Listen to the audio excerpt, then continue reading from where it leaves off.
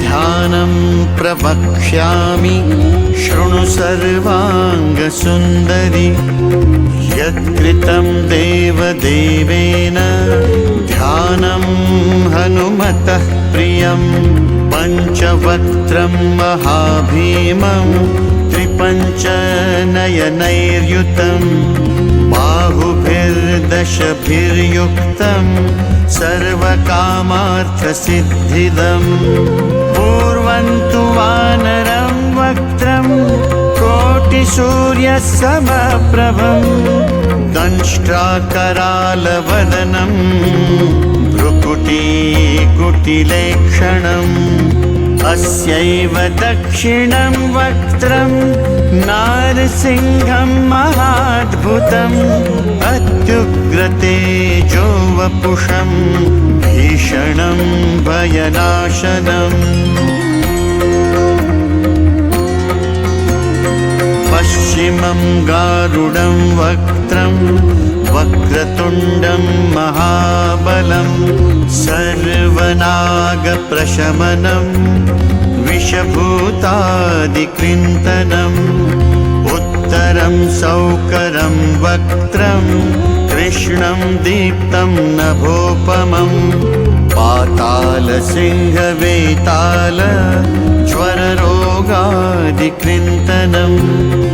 ऊर्ध्वं हयाननं घोरं दानवान्तकरं परं येन वक्त्रेण विप्रेन्द्र तारकाख्यं महासुरं जघान शरणं तत्स्यात् सर्वशत्रुहरं परं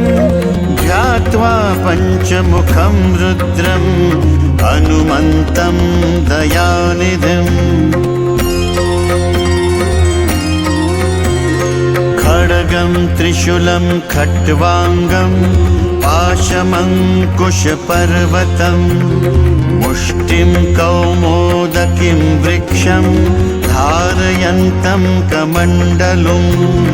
भिन्दिपालं ज्ञानमुद्रां दशभिर्मुनिपुङ्गवम् एतान्यायुधजालानि धारयन्तं भजाम्यहं प्रेतासनोपविष्टं तं सर्वाभरणभूषितं दिव्यमाल्याम्बरधर दिव्यगन्धानुलेपनम्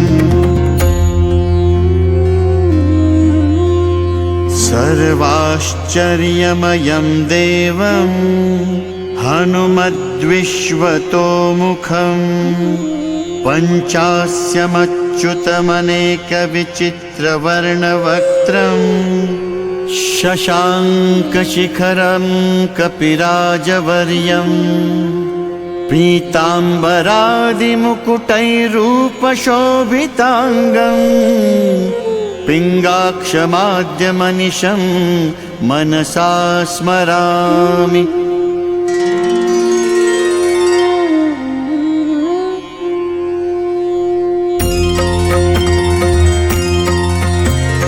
मर्कटेशं महोत्साहं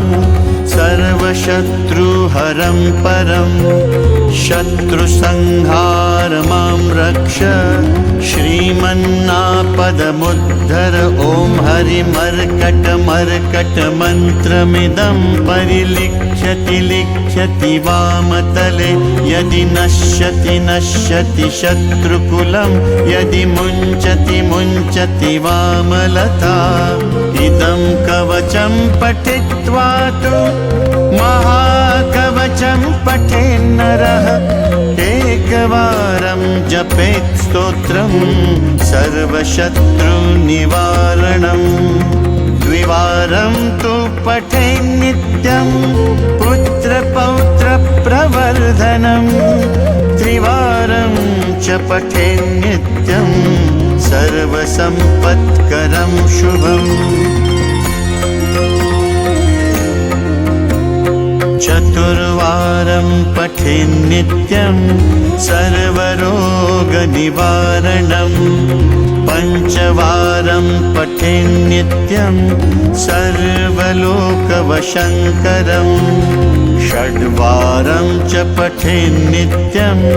सर्वदेववशङ्करम् सप्तवारं पठेन्नित्यं सर्वसौभाग्यदायकम् अष्टवारं पठेन्नित्यम् अष्टकामार्थसिद्धिदं नववारं पठेन्नित्यं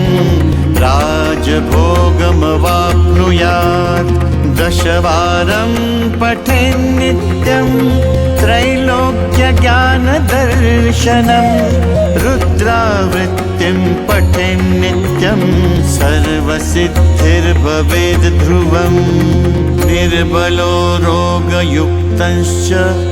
महाव्याध्यादिपीडितः कवचस्मरणेनैव महाबलं वाप्नुयात् इति श्रीसुदर्शनसंहितायां श्रीरामचन्द्रसीताप्रोक्तं श्रीपञ्चमुखहनुमत्कवचं सम्पूर्णम्। ॐ श्री हनुमतये नमः।